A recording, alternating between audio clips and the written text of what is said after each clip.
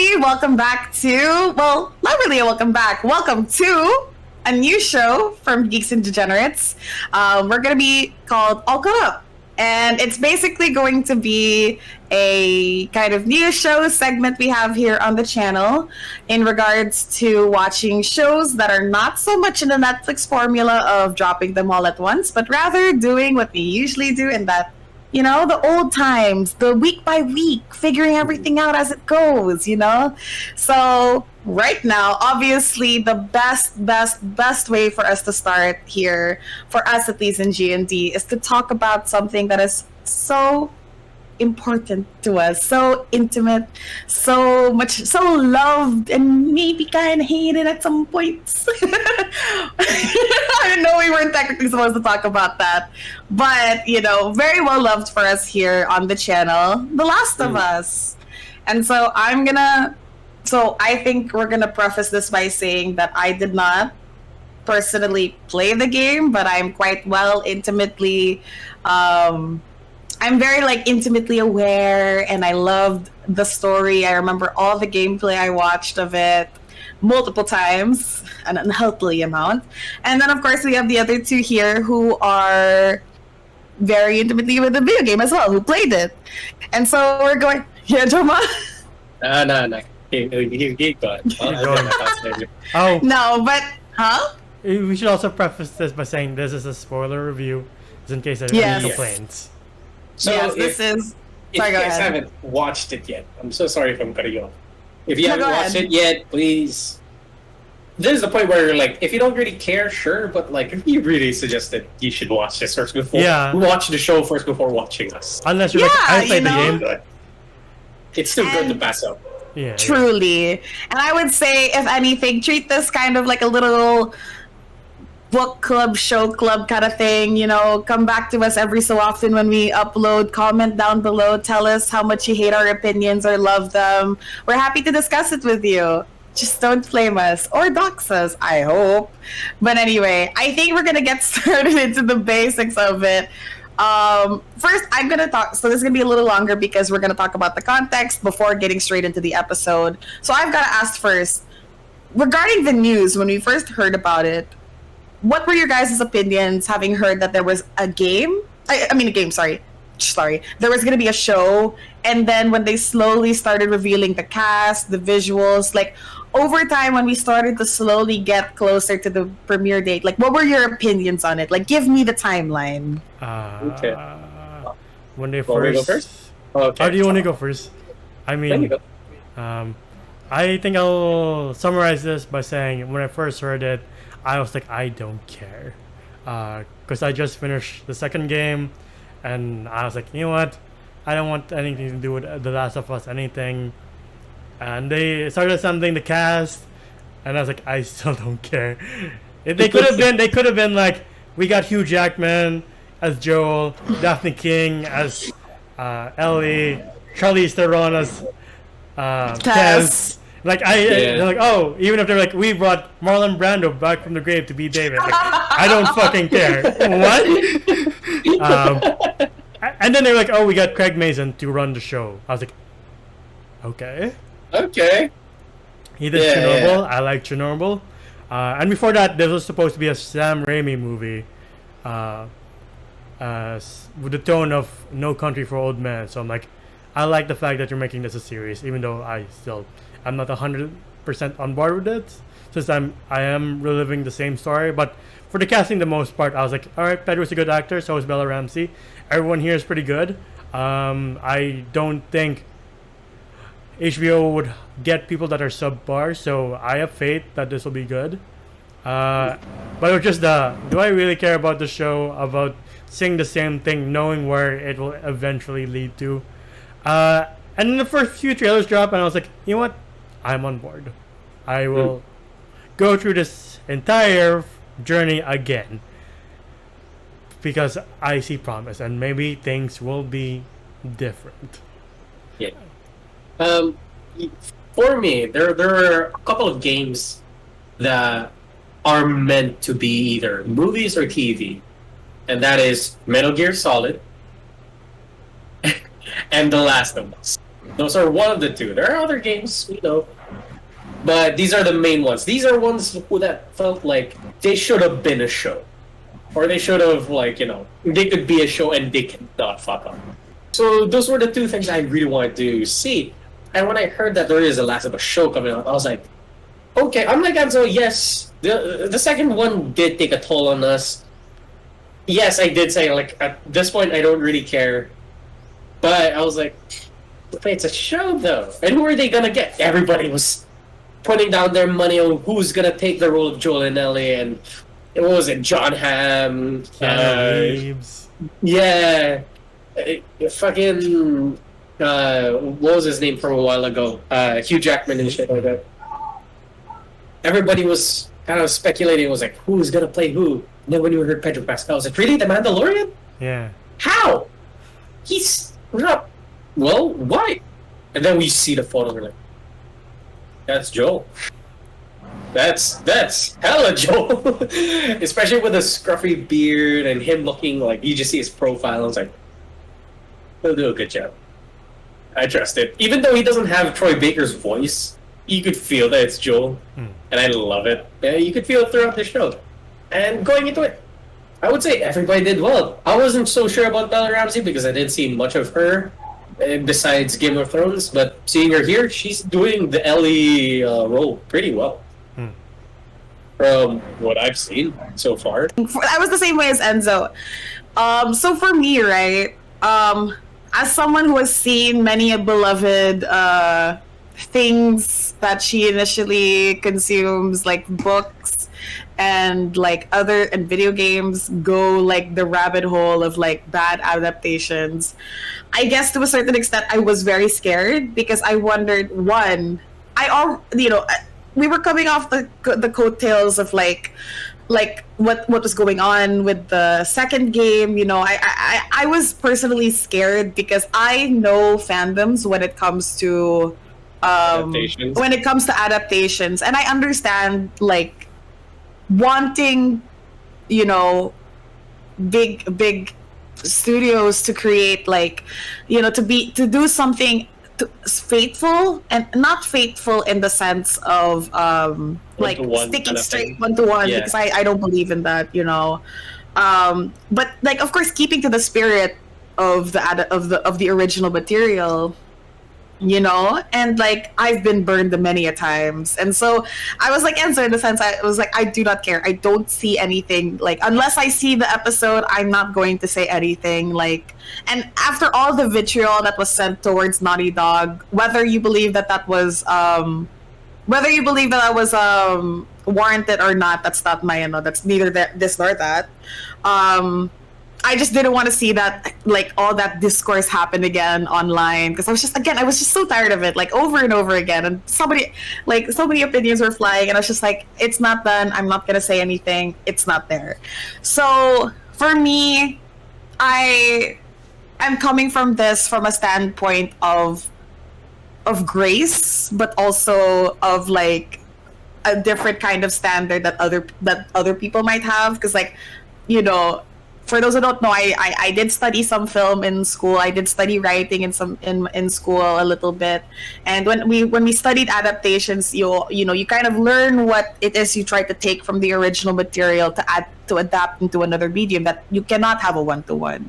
So when I saw the cast, I was like for Joma, right, he was kind of like, he's not white. But for me, it's like, it was never really about the race, but it was just more about what could they do as that character, And besides just the visuals alone, I know Joma was surprised that it was it was like Mandalorian guy, but I was like, you gotta think about it. He was literally like with the whole Baby Yoda thing. It was like the hesitant father, gruff guy becomes a hesitant father, and I was like, he is going to fit that very, very well. If anything, I was more surprised because he was coming from the main two things that I knew him from were Game of Thrones, and then his next film after that was Kingsman 2, who, mind you, he played very, very charismatically. So I was like, that's kind of interesting. But then I've seen like clips of him playing in Mandalorian, and I said, he can play the gruff one. I can see it. Like, I trust him as an actor.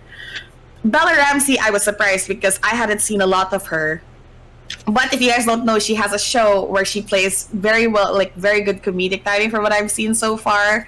It's a historical piece, so I was like, I think she's got the juvenile young girl thing going on. I can see it. So Okay. I saw what they were going with. Tess, I had no idea because I was like, okay, Sarah Miller, neither I hadn't heard. So I was just like, all right, we'll see where this goes. We'll see.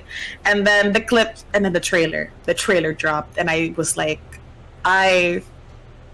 I'm like, that was a lot better than I was expecting, both visually and like tone wise, and as well as performance wise. From what I saw, I was impressed because I said this is the first time marketing has actually done their job. Like, Yeah. I'm sorry, that's not wrong. That's wrong. I've seen good marketing, but this is the first time that I've seen marketing for a video game adaptation done in a way that was like, wow, this is almost pretty close to what we had when we were looking at Last of Us, The the game. game. Yeah. You know? And I was like, that's impressive. That means every step of the way, in production to post-production to marketing, they've got it. Which is Yeah. kind of impressive because considering the track records of what we've seen so far, like adaptation-wise, that's impressive. Yep. You know? I will say, I do like, okay, if you've not played the game and you saw the trailer, you won't know what the hell is going on. They don't reveal a lot in the trailer. But of course, if you play the game, you know exactly where these parts are going to be in. You know exactly what's going to happen after that one scene that you saw in the trailer. But to somebody who's new to it, you don't know where they're going with this, what story they're going to be telling until you watch the show, which I really like. And also, I like it that they show the whole grit of or tone that this show is going to give out in the trailer, where Joel's pretty much beating a man to death repeatedly. Like, that is non-stop wailing. That's how it is in the game. So I was like, at least I got that down. Yeah, because I think what's important a lot of the times when it comes to these adaptations is, you know, of course, in line with this, in line with Spirit, what I've been recently thinking about as well was how you market it, because you have to. HBO probably wasn't just going to do this just for the fans, but it was also to create a show because, in fairness, everyone's been raving about wanting it. They're like, the story is so good, it needs to be something besides a game. Like, the story needs to be, because in fairness, it really is. And I really like that. But I have to. What about you, Enzo? What have you seen? What did you think when you saw the trailer, and how you felt when you saw it?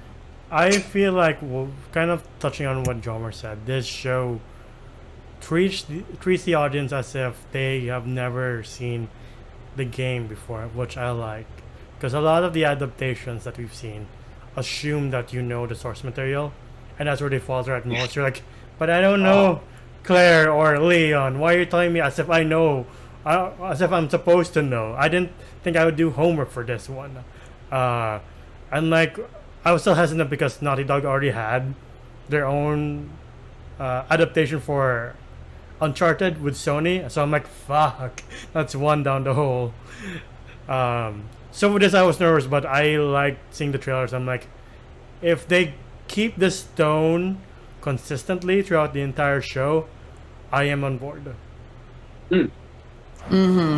So I think now at this point we can go into the episode itself, and I think we can go straight into the episode. Obviously, we're gonna start off with. It seems that it's divided into two acts, which is essentially, you know, pre-2023 and obviously 2023, which is kind of interesting. I was like, what year did it actually? 2033. 2033? Yeah. No, 10 years because later. no, it starts at 2003. No, 2013. No, No, you're thinking of 2003 the was game. what the setting in the Really? show. Yeah. Yeah. I saw it because I was like, hey, because I did the math. 20 plus 3 is 23. Yeah, Did it John was say thinking. 20? Yeah, it's at 2003. You're thinking of the Oh. game where it is set in 2013. You're thinking of the time that is Oh, because I think I remember wasn't paying attention. it's okay. I remember because I was thinking like oh, they changed a little bit of the date because they wanted to do the 2003 to 2023 the same way that in the game they did it to 2013. Yeah. But anyway, oh wait, no, they did it a certain time. I forgot. But anyway, I don't think they said it 20 years later, but it says that in the show. Anyway, sorry, that's not really relevant.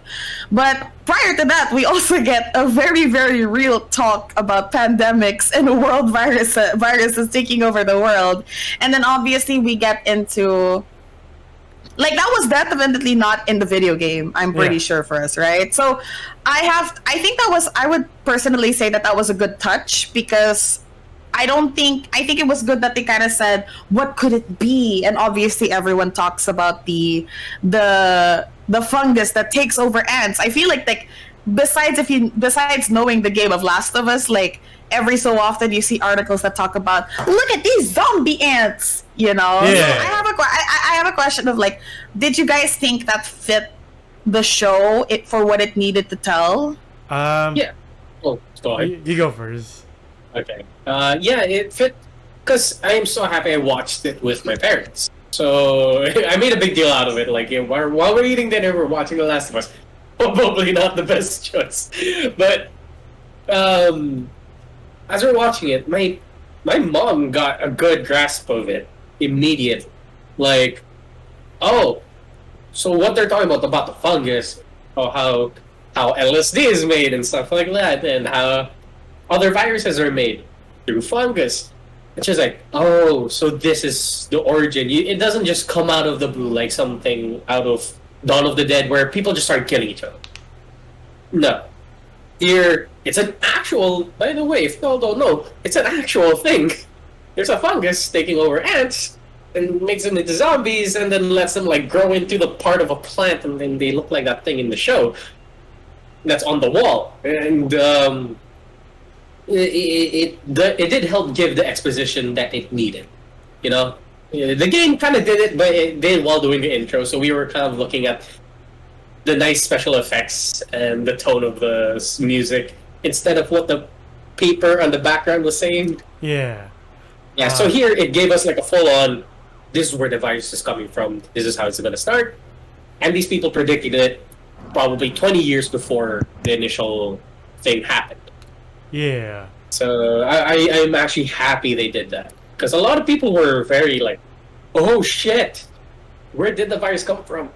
They told us from the start, but we were just not paying attention.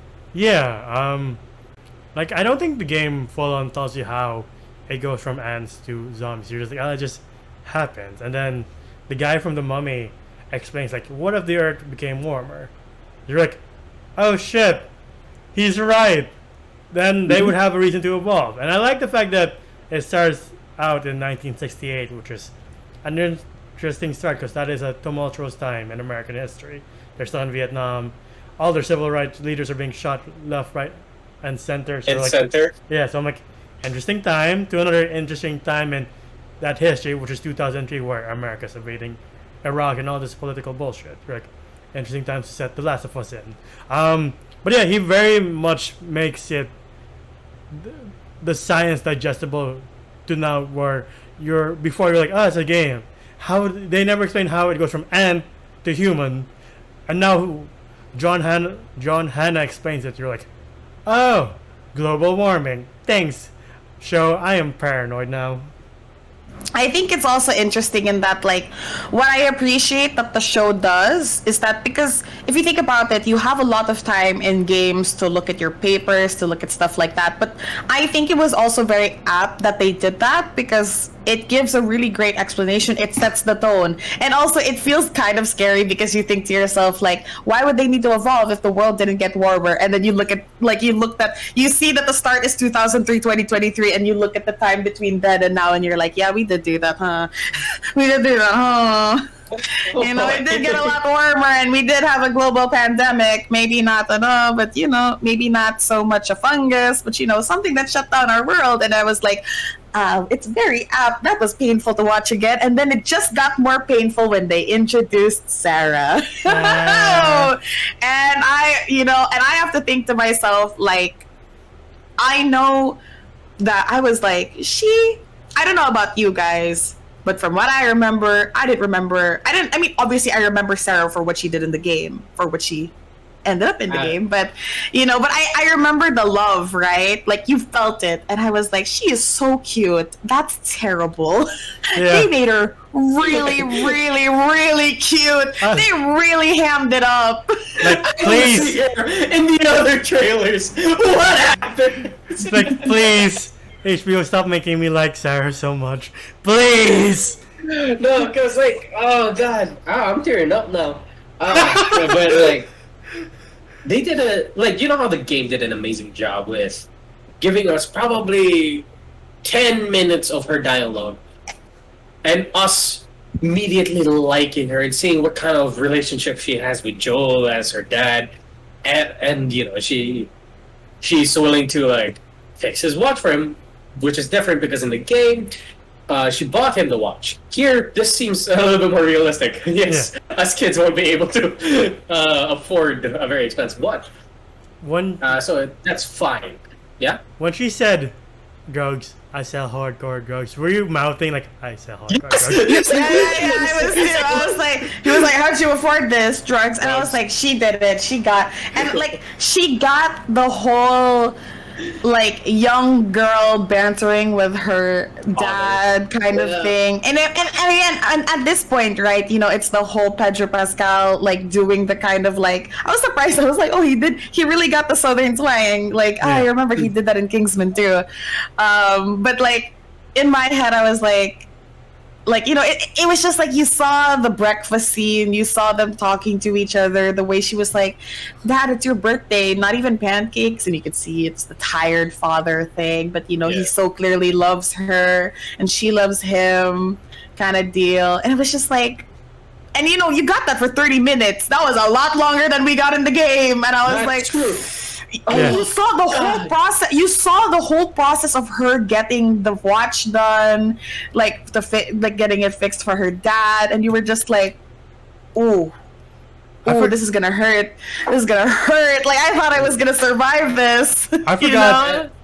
You know? Sorry, go ahead, Enzo. I forgot Gabriel Luna was Tommy. I was like, "Oh shit!" It's. I mean, I was like staring. I was like, I see him. I know him. It's like, oh shit, it's a Terminator.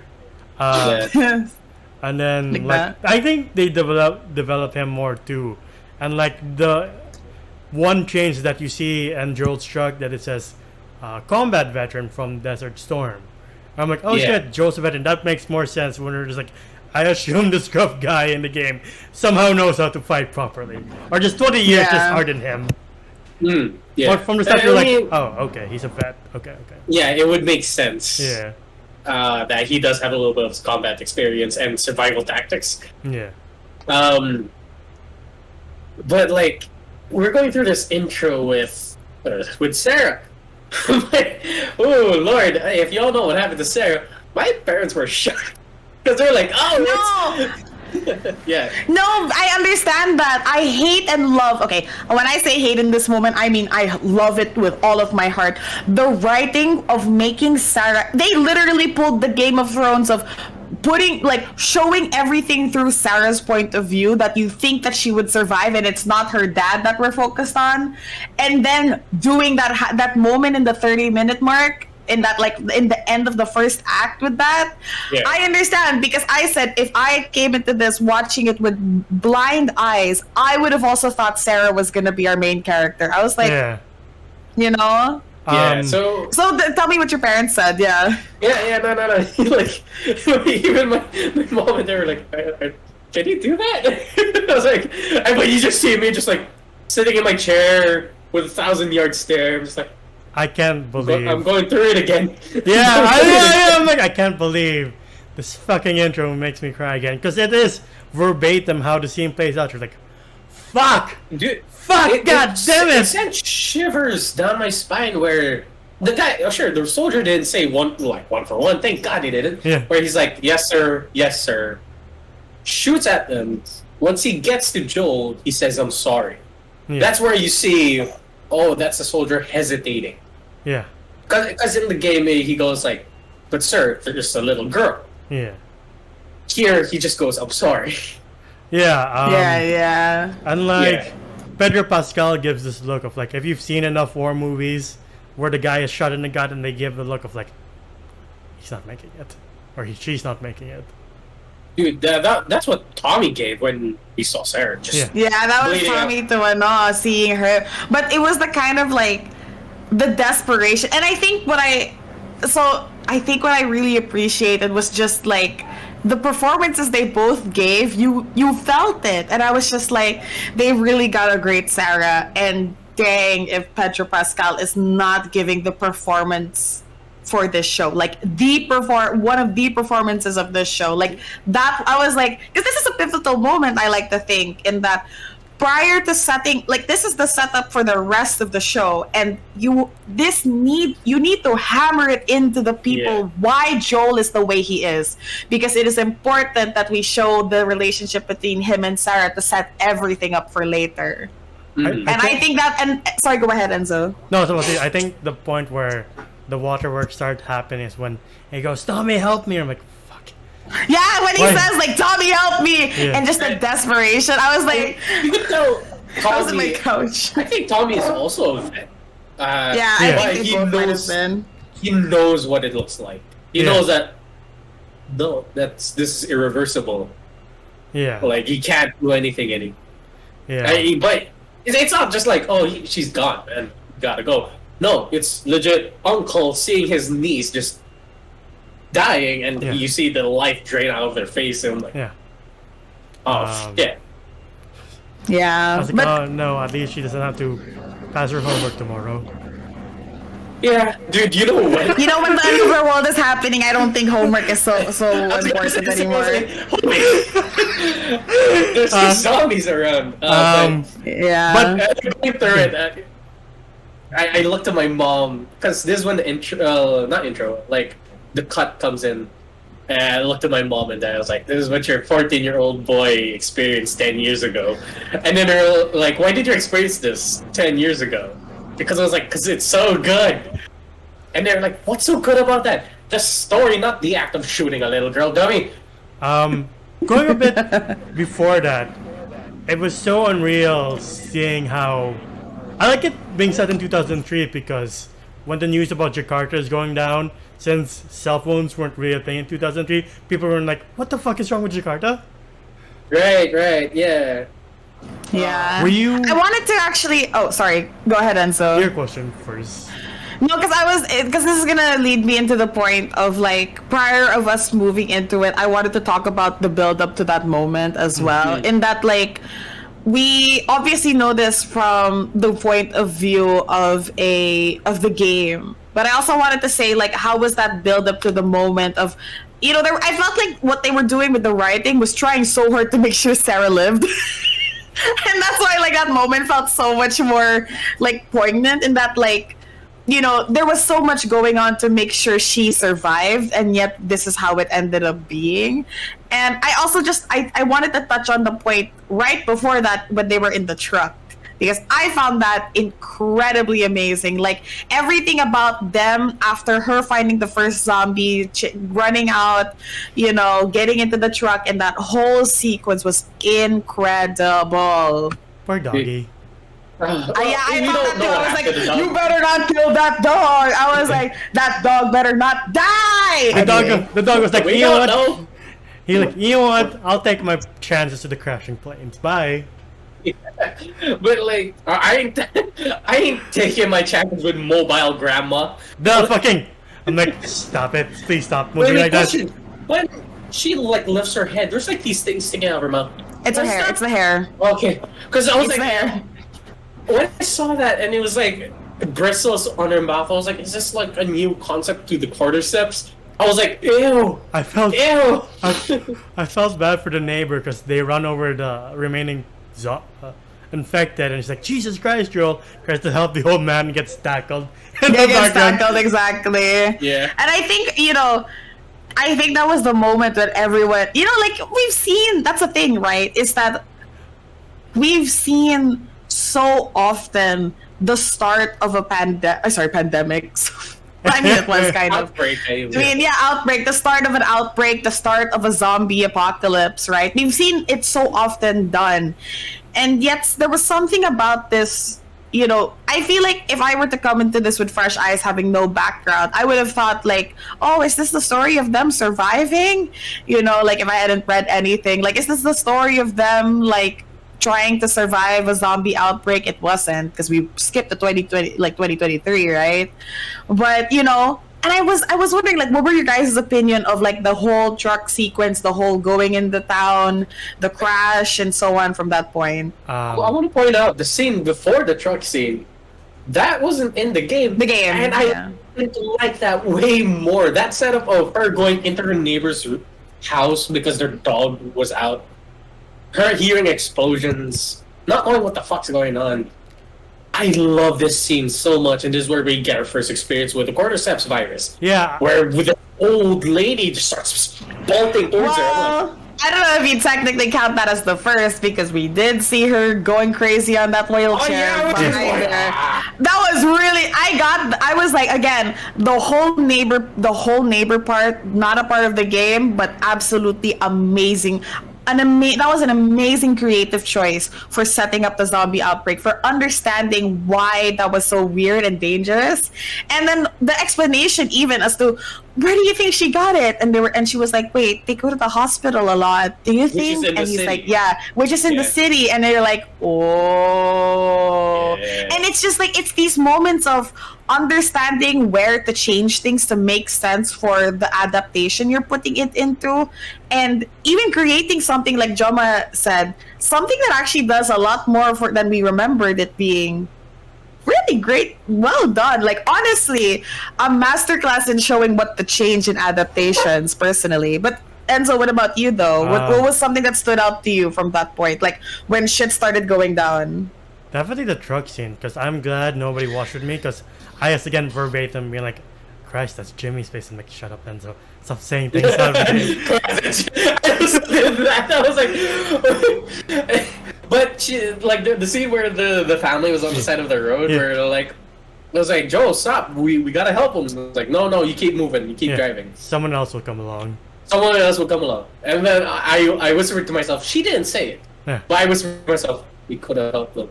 And I was like, what am I doing? Why am I reliving the game? Yeah, exactly. Like, I remember the whole scene of like, is it terrorists? No, it came as a ding and everything like that. Like, so many moments, and it was just like, it's these things where it is clearly like, you can't even tell it would have been a callback to the game, but it fits so seamlessly. And I love that about the dialogue here, is that like, there are these moments where these little Easter egg moments that fit so seamlessly. Like, it's not clearly like a, hey, by the way, reference to the game. You guys like that, right? Wink, wink, right? I love it that they didn't do that. I hate it when video game movies does that, where they're like, I remember that Scorpion doing, come over here, you know? Or they're like, Leon, you know, and you're like, oh my god, like, we get it, right? It's like, it treats its audience and it treats its source material so much like the respect it deserves. It beyond just being a great video game and a video game story, they just see it as, it is just a great story. And they get it. Like, it so far, okay, I will have to preface, a lot of what opinions we're saying now is so far, the first episode is out, so far has been wonderful. And the scene where they're driving in the truck, oh my gosh, I was like, the camera work, making it feel like the video game, impeccable. I was like, you felt it, and then in my head, in the part where, right, they get out of the truck, the whole shit's going even to more shit, and like the truck is like rammed into by a flaming like police car. In my head, I said, if you were designing a video game level, that's what it would look like if you needed to separate people. And then in my head, I was like, you know what, that would be a good set piece if you were doing a video game. And you know what, that's what they did in You're correct. Evil. That's exactly what I was saying. I was like, you know what, but the thing is, guess what, it looks correct. It looks right. It fits. Yeah. Go ahead, Enzo. Did you like the red herring of like a truck suddenly stops before hitting their truck? I was like, oh fuck, goodbye, Sarah. I didn't stop. For me, I was like, Was that different from the game? I don't remember. The plane coming in? There was no plane. It was the there was truck. no There was plane, I no don't plane, think, right? yeah. Because it was the red herring. It was that a truck almost came, Yeah. but stopped and let them pass. And then something worse comes behind. Yeah. I love that. I love Yeah. that. They were like, up there, nah. Look behind you. Yeah, Yeah. worse. By the way, worse. This is how bad it's getting. Yeah, it's not oh my- even just cars; it's planes too, right? Yeah. And then I also wanted to get into the one last thing before we move on to what I think is Act 2 at this point. Is going to be that zombie chase. So good. Stage 1 So- was never seen so Well, it wasn't in the terrifying. game, right? That didn't happen, or I don't remember. They don't move it like did. that in the game. No, it kind of did, right? But it didn't look like that. Yeah, Right? it was a mob, and then Yeah, and not just one. It was like a lot of them, but I but don't this mind. one seems more terrifying because it's bouncing around. Like I don't remember it moving like that in the game at all. Yeah. Like the fungus is like To be honest, we were like ice forward or just keep running. Yeah. yeah. You know, I think that again, one of those things where you got what needed to be done in the game. You needed to get somebody to shoot the zombies so that the whole thing with Sarah happens, right? You needed the soldier to do that. And you think to yourself in your head, right? Like, what is one zombie gonna do? But then you realize, what did one zombie do to that house? What did a number of zombies do to an entire town, to a city, to the world, to a plane? Did you? Right? And then you see, it's like you're already worried. Sarah has a busted ankle. You don't know what and Joel has to carry her. And he's not moving fast. He can't do anything. And there's a fast-ass zombie. We're talking Walking Dead. We're talking about Left 4 Dead kind of like running zombie that's going after you. And you're like, oh my God! And no way to fight. And it's just like, it's terrifying because everything hinges on these two living. Yeah. You're like, you want Sarah to live. You're like, she's got to. You love them. You're invested. And then you're like, and then that's why it felt like for your parents, Joma, sorry Enzo. Like for your parents, they were like, yes, there's a soldier to save them. And then you're like, who's gonna tell them? But yeah, go ahead, Enzo. Save me. I was like the whole time I was like, there he is. Because There's that son I of a remember bitch. the relief. I remember the relief in the soul, like seeing the soldier in the game, and you're like, thank God they're safe now. Yeah, and then you're like, fuck. And then, yeah, go ahead, Enzo. With the fungus, it's like you can tell it doesn't know how a human body works, so it's like bouncing everywhere. It's like I don't know how hands and legs work for humans. Yeah. I do like that, where it's eating on all fours, but you could see that their like limbs are like this. Yeah. I don't know if you got it, but like I like that too. wanna- so that's really great. I want to ask Jomar, did you see the Easter egg to the second game? No. The movie that Sarah brings to Joel was the movie he was supposed to watch with Ellie that day. That day of when before shit happens in The Last of Us 2. Yeah. Yeah, I was like, I told myself, okay, mind you, I don't really remember a lot of Last of Us 2 other than the first like 1/3 of the game. That's all you And need. like, yeah. but like admittedly, right, I had to tell myself, I was like, this movie is relevant, but I don't remember them watching a movie in the show. I mean, in the game. See, now I'm mixing up my medias. Game, movie, video, show, whatever. Hey. But yeah, I think at that point, it's like, moving on prior to moving on to the Act 2, you felt everything, and I feel like I'm like, God, it's been a while since I enjoyed watching the beginning of a zombie outbreak, not gonna lie, because it's always the same thing, you always have the same tropes done and done and done, and just seeing it done in a way that lends to what needed to happen in the show, which is Sarah dying. It just felt like, dang, this really is gonna be a great, like, they really did it, like, the story was gonna make a good show if they tried, and they did. I like to think so far in the first episode, solid. Yeah, Joma? I gotta say, as horrible as it is, this is a breath of fresh air how Sarah died. Not Well, it is she a ain't breathing odd anymore. thing to go off of. No, but usually when a zombie Oh, apocalypse Enzo, I heard that. You're terrible. I heard that. Don't think we're missing that. no. Hear me out. So going through this, usually a zombie apocalypse would start. You would lose your loved ones from the zombies. But this is the shocker, especially back in 2013 when we first played this. When you come across a soldier, that was your hope. And it killed your daughter. that was, I think, the most impactful part, and they nailed it. They nailed that feeling of, like, gave us a smidge of hope, then took it away. That is the whole fucking game. Is that we have this tiny bit of hope, and we're trying our best to keep it safe.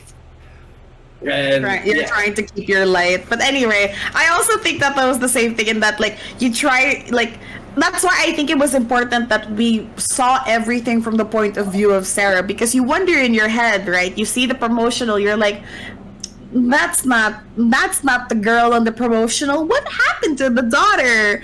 You know, and you think in your head like, oh, she probably grew up, something probably happened to her, but you didn't think it was gonna happen that way.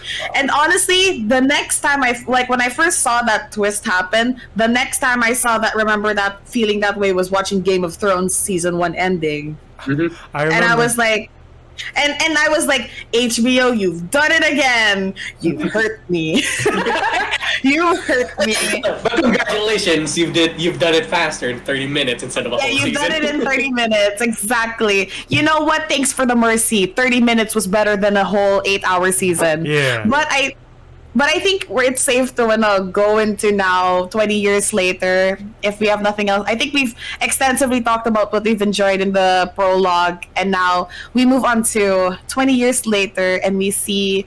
Actually, how does it start again? Who did we see first? Was it Tess or was it... It was a little kid. It's a little kid. No, it was the little kid! Whoa. I was like, what's that little kid gonna do in this show? Because I was like, that wasn't in the game. Make you I was sad. like, is that yelling?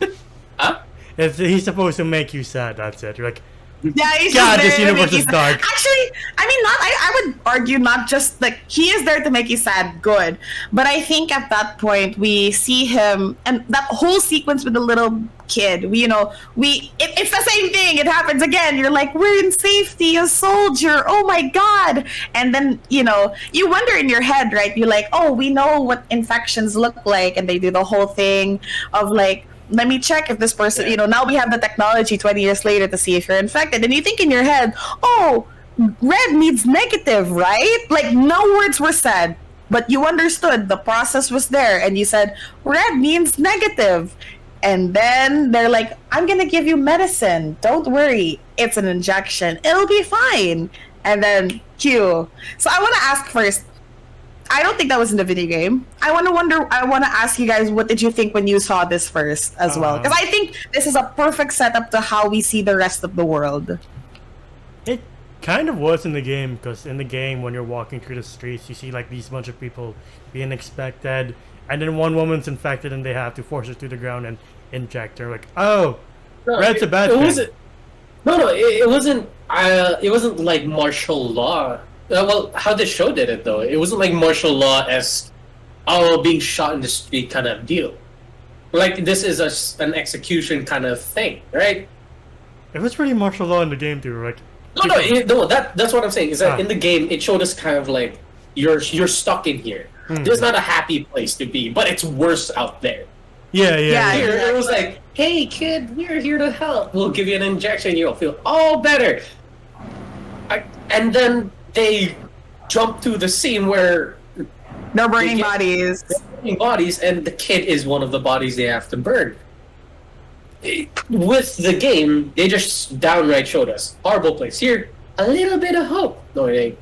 Yeah, exactly. And that's the thing, right? Because why I say that this is a good setup to understanding what this world is like is because you in your head think, okay, this kid doesn't look so infected. He's blinking. He seems coherent. So, you don't understand yet the nature of what the outbreak looks like now, right? Because we're aware of what zombies were like in the beginning. They're not shamblers, Walking Dead style. They're runners. So you think in your head, who could be infected at this point? It's 20 years later. And that's the thing, right? Like, this is the kind of thing that, like, at first watch, you're like, okay, seems about normal. Same as what Jomer said. It's like hope. You know, you think you got a little bit of hope, and then it turns out that the injection was a lethal injection, and that red means you're actually infected, not negative, Safe. right? Like not safe. And so, you know, I remember because I was thinking to myself, like, damn, they really deceived me, huh? Again, you guys already hurt me the first time, and then you're gonna deceive me again. Because that scene, I think, perfectly sets up how ruthless this world is. And showing that you do not need to have, like what Joma said, shoot, like shooting people in the streets, you know, execution style for being infected or being out of curfew. They're not below, or what do you call that? Like they're not like moral enough to not kill a kid even if he's infected, right? Like there are no holds bars in this world. It is Yep. eat or be eaten. Sorry. No pun intended. No pun intended, right? But I think that, David. but that's what I'm saying, right? It's like I think that scene was the perfect setup to show how fucked up this world is now more than ever.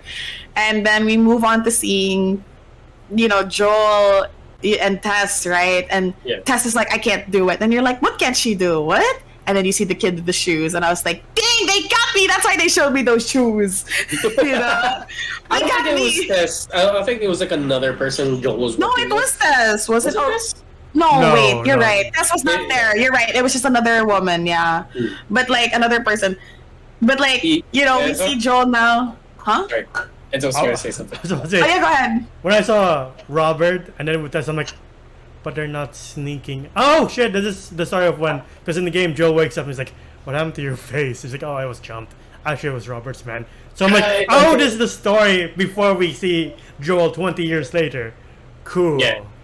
Yeah. Anyway, go on, Nina. Sorry. Oh no, I mean I just was gonna move on anyway to like the actual part. Now we see Joel, we see martial law, we see, you know, public executions happening on the streets, military dictatorship and everything like that. And it's just kind of like, what the fuck else do we have? You're right. Like you feel the like.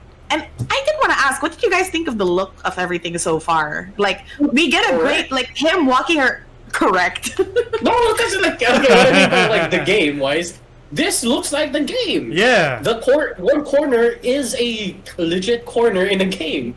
I was Yeah. like, it looks very familiar. And it is kind of fun to see that it's like, I recognize this, I recognize that. Sure, some scenes were like, you know, made up as, you know, they made the show, but I was like, this looks like the Last of Us world.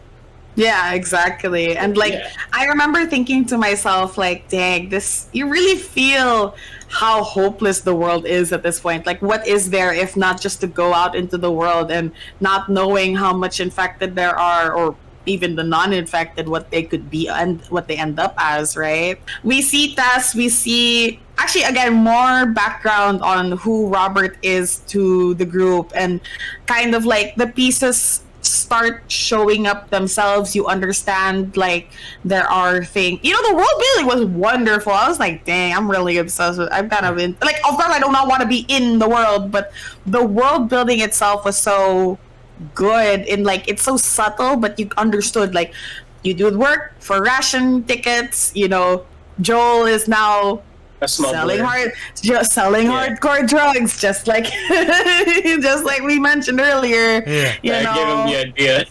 yeah, you know, like you understand that there are things like something, a group called the Fireflies bombing places, you know, like, and then we move on to like Tess, like all of these pieces that seem so at the time just things to world build slowly fall into place. And then I wanted to take your guys' opinion on what did you think of Tess, hearing her and seeing her, because I was like, damn, it's like they just took Tess. I was like, the performance of a side character, even like not even just the main characters, they casting, I am so impressed with you. I was like, she got it. Like she really acted for her Tess, you know. Rent was due and she got it. Yeah. I But was, go ahead. Yeah, go guys. Sorry. I was like, that is 1-to-1 test. Like, Jesus Christ. I know, right? I was like, voice and attitude. I was like, that's this. Yeah. I was so impressed, and I was like, at first, I was like, Kate Blanchett. Not gonna lie, I was like, Kate Blanchett. I can't. She kind of looks like Kate Blanchett. Yeah. She does. At first, I was like, even my dad was like, Kate Blanchett. I was like, no. That's not her. No. I thought. Honestly, I feel like Kate Blanchett could have done it too, knowing Kate Blanchett. We keep saying her name. Take a shot every time we say that, guys. Anyway. I thought she was the mom of Finn Wolfhard in the new Ghostbusters film. I'm like, is that Carrie Coon? I'm like, oh wait, no, it's Anna Thor. Fuck. Okay. Yeah. I was like, yes, I remember that movie. That was a movie. Anyway, but like, thoroughly impressed by that. Again, things like, you had an idea that, why you were like, why is it that Joel wants a car battery? Why do all this smuggling? Why do all, not even smuggling, but you understood the world of trading. Like, when there is no money, what do you do when you want something else, and what are you willing to trade for it? And you're like, oh, there are people still do drugs. Good to know. And it's somewhere in Atlanta, QC, and QC, you probably know, quarantine zone.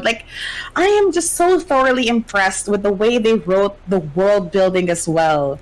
Because it just felt not correct, but it felt so right in the moment. They knew when to put in, when it was relevant, and it just felt so good. And you felt like you were almost in the world itself, like it was the game but a show, right? I mean, it is a game but a show. Wow. Yeah, it did a really good job of immersing you into the show like it did with the game.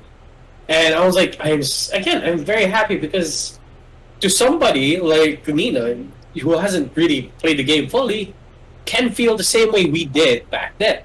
No, okay, I'm gonna pause there and say, how you consume your games, by the way, and your game stories is anytime valid, by the way. G&D believes any form of consuming your games is valid, whether you play or watch them. I just wanted to put that disclaimer in case anyone got mad. I was like, wait! Because I mean, we're not gatekeeping anything. Yeah, we're not gatekeeping anything, and that's why it's important that, for me, I tell everybody, I watched the game, but I liked it just as much as any other fan. I would like to think there is no bar to understand why you like something. If you liked it, you liked it. So, but I get that. If anything, thank you, Joba, for bringing up that point of it is very immersive. And Enzo, sorry. But then I want to ask you, aside from Tess, what do you guys think of Ellie?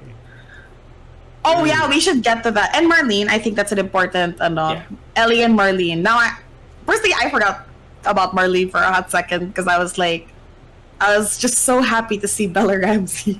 No fucking joke, guys. I fucking love seeing her act. Wait, what did Tess call Marlene again? I think it was end of the world Che Guevara. The Che Guevara of Boston, but I'm not sure. The Che Guevara of Boston. Yeah, she said, what's up with the Che? How do you know the Che Guevara of Boston? And you're like, I read. Ooh. I'm not sure if Nina knows that the actress is from the game. For Marley. Really? Yeah. Impressive.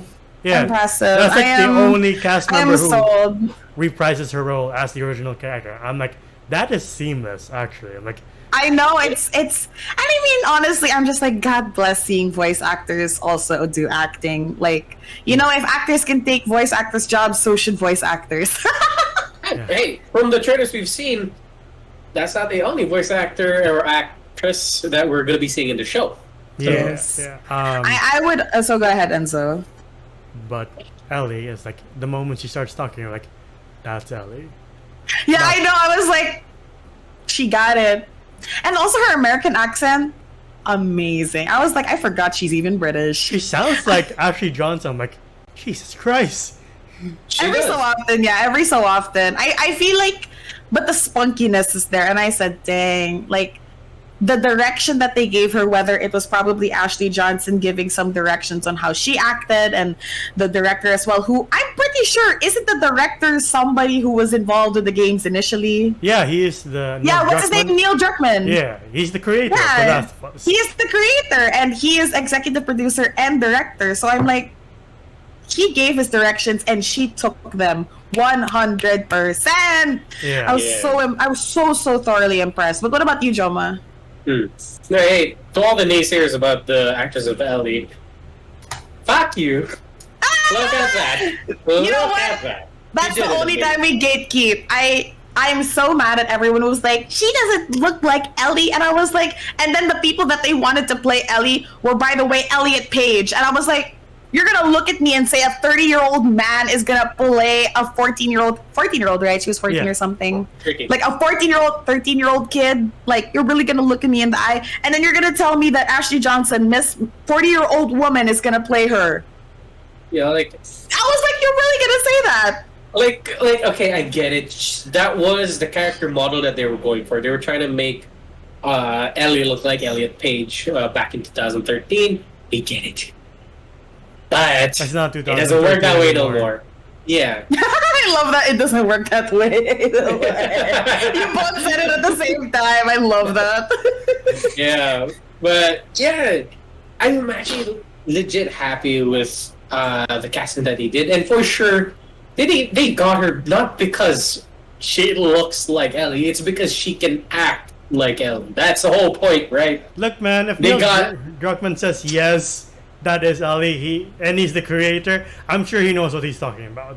Yeah, exactly. And I'm gonna say honestly, the way that I feel about Ellie, bar the fact that I know the games, just seeing her on screen, so I'm just like, I want to hug you so bad. Like every time she's talking and like she like sasses everyone that's like, okay, can you do this? She's like you know, she's like, what did it for?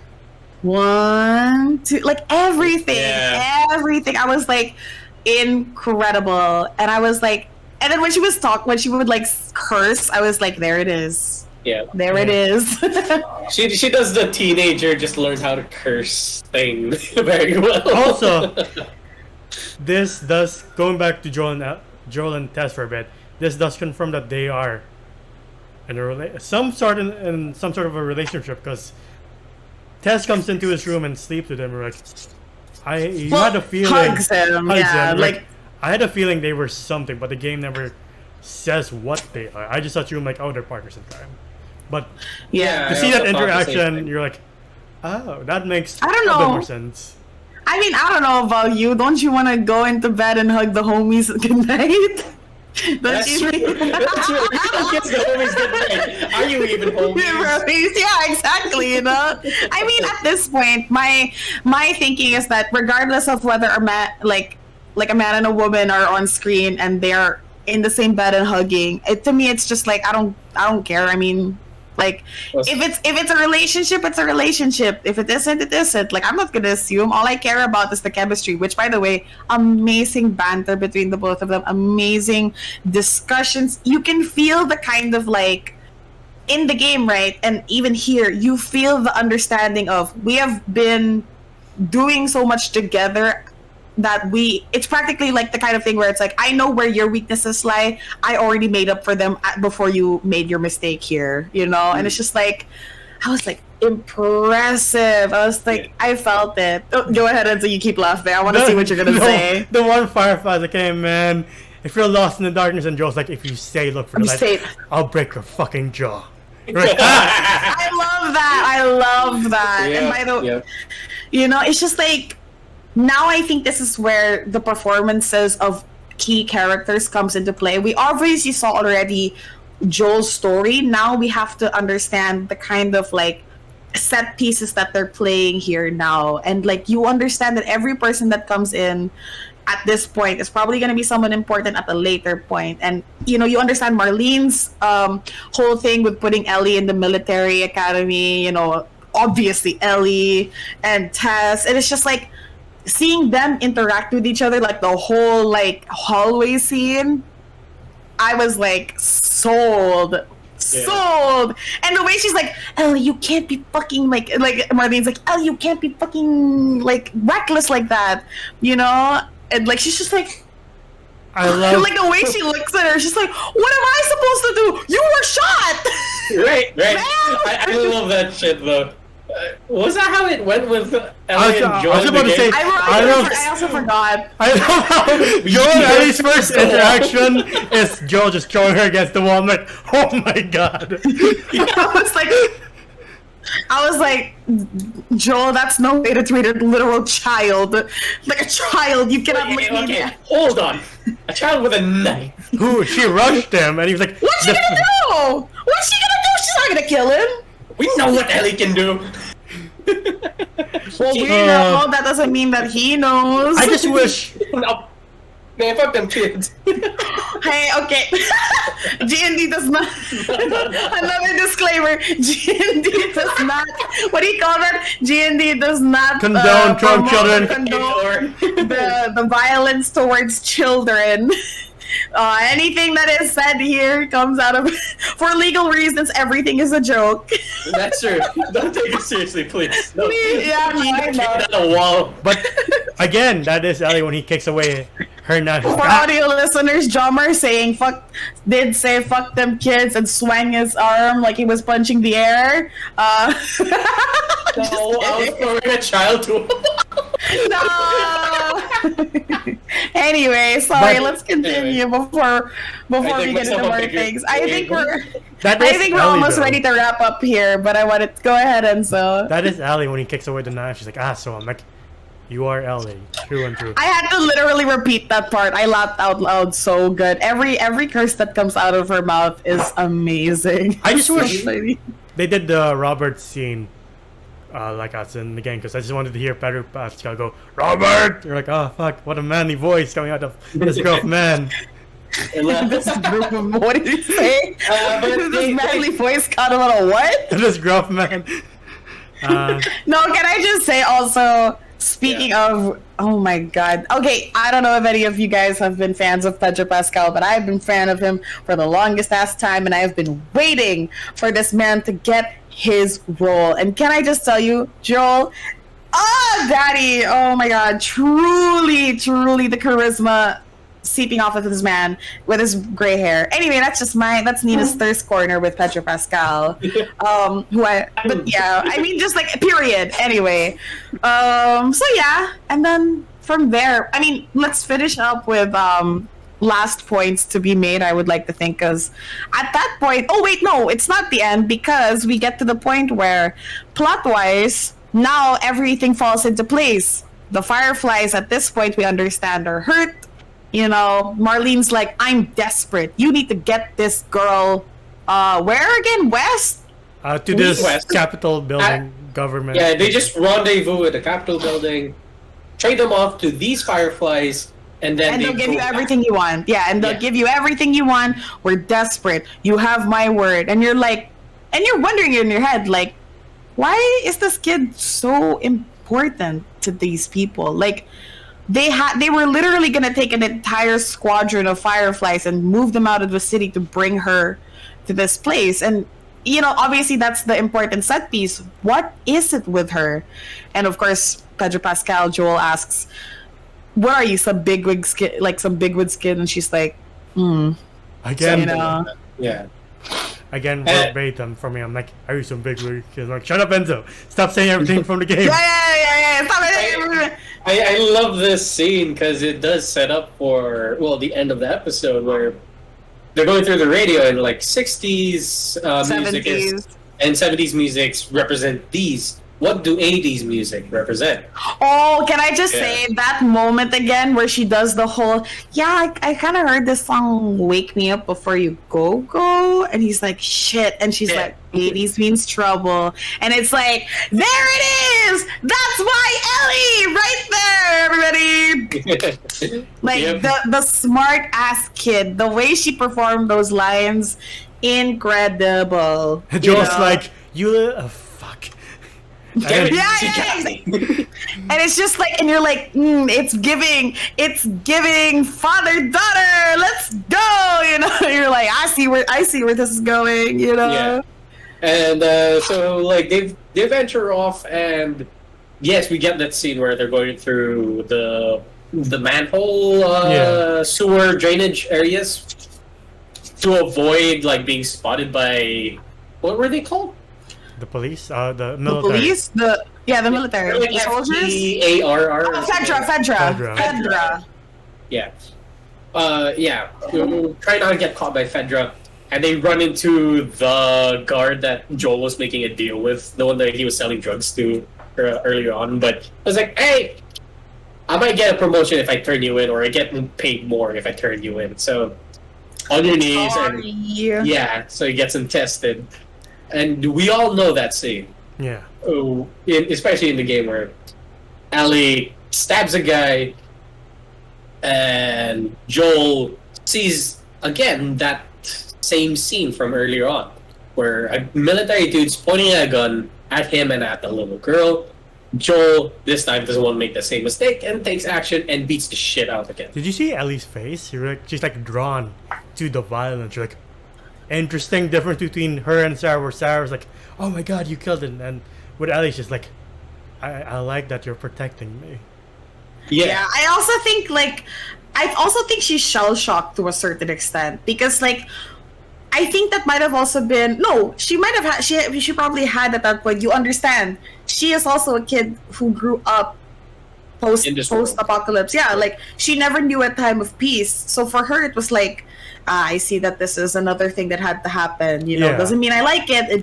It had to happen again. You know. But this is where I do have to deduct a point, because I think the game does it better. Because it felt rushed, where we're like, she's infected. I'm not infected. Joe, we have to go. We're like, what?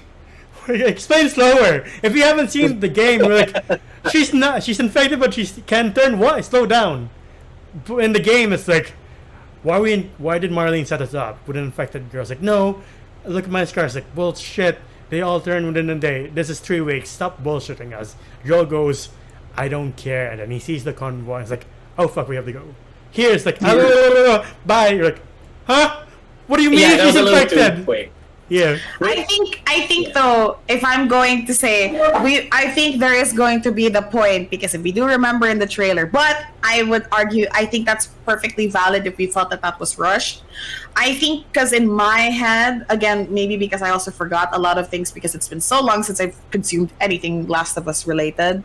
Like, I think it was good because you felt the need to rush too. Like, I think that's where I understand where you're coming from. For me, it was like, I think it thematically felt correct in that they had to rush, that they were already outside. They needed to get somewhere safe. They probably heard things happening and ran. And I think they're gonna get to a point where it's like, okay, there's a fucking kid, let's just go. You know, it's just the kind of thing. It's like, we'll figure it out when we get to somewhere safer. Yeah, you know? I think that's the difference between the game and the adaptation. In the game, when you're not playing as the character, that's when you know, oh shit, it's not safe. But when you see it's a cutscene, you know, you're like, okay, I can rest, I can watch.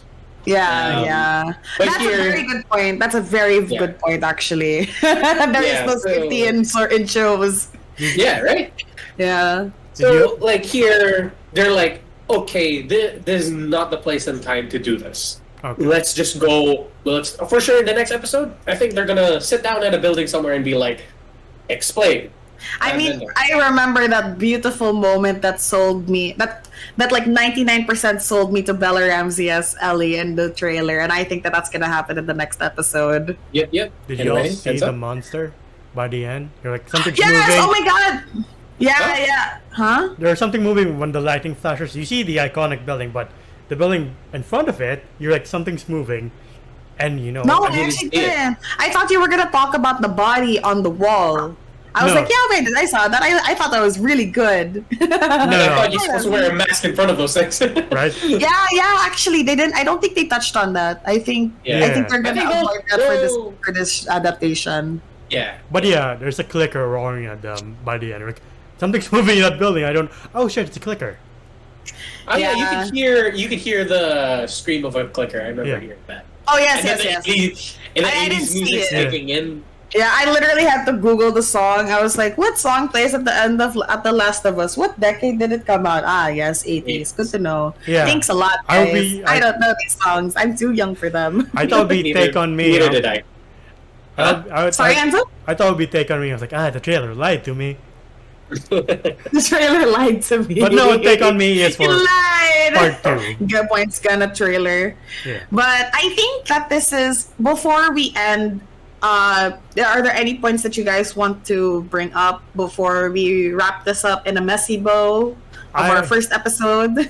Mm-hmm. I will showed Joel messing up 18 times trying to sneak around soldiers like I did. I'm like, God damn it, I was spotted again. Okay, but then Pedro Pascal wouldn't live, okay? I don't know. Hey man, nobody plays like you, okay? So... That's cool That's too. mean. That's mean. Craig made, no. people were complaining, were like, how come Joel doesn't crouch all the time? Like, in real life, if you crouch all the time and you're 50 something, you have no knees anymore. Also, because why would you always crouch? Sometimes it's more efficient to just run. Like, okay. Like, Yeah. honestly, I'm going to choose not to look at the criticisms that come from people who are just looking to play the game again. Look, guys, just Yeah. play the game. Yeah. At this point, if you're asking to get the same thing 1-to-1, play the game. Play the game. Just play the game. Don't bring us into this. We're not with you. G&D does not support gatekeeping. G&D does not support, we're not gonna support people who, send death threats to voice actors. We're not with you. Oh, yeah. But anyway, I think at the end of it, for me, the last thing I want to point out that we kind of touched on earlier was the incredible, and actually I think you mentioned the incredible set design, because I was so impressed by the director of photography and the production design of this show, because everything felt so right.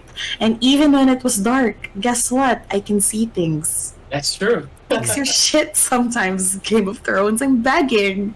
I thought I was blind.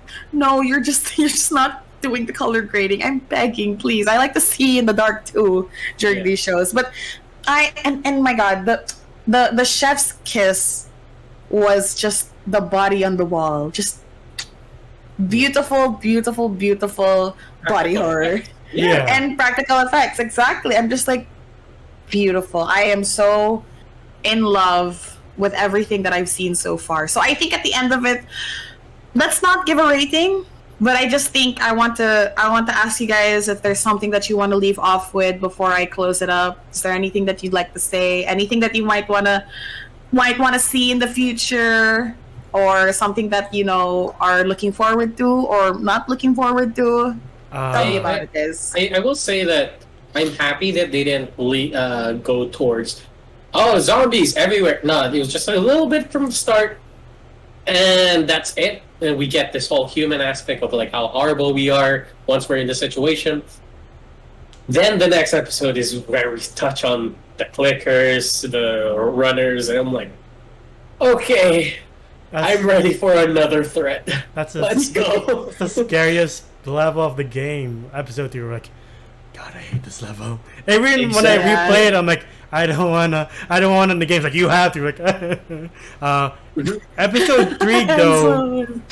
Episode 3 though is gonna focus on Bill and Frank. I'm like, okay. I'm nervous about that because I don't know what emotions I'm gonna be feeling for that story. But Yep. Looking forward. All right. I think at the end of it, other than I'm just really excited. I'm so happy that we started off so strong with the show, and I hope we also started off really strong with our show in G&D here. Now, I'm gonna apologize a little bit for the runtime. Like I probably prefaced in the beginning, we were gonna do it a little longer, just for the sake of getting impressions out and then moving on to the episode. Hopefully, we won't have it as long anymore. But we're not gonna do episode to episode. We're gonna see where it takes us from there. But otherwise, I hope you guys everyone, our G&D friends here are ready to, our geeks and degenerates are looking forward to future episodes with us. Tell us what you think in the comments. Please don't flame. Just please be kind.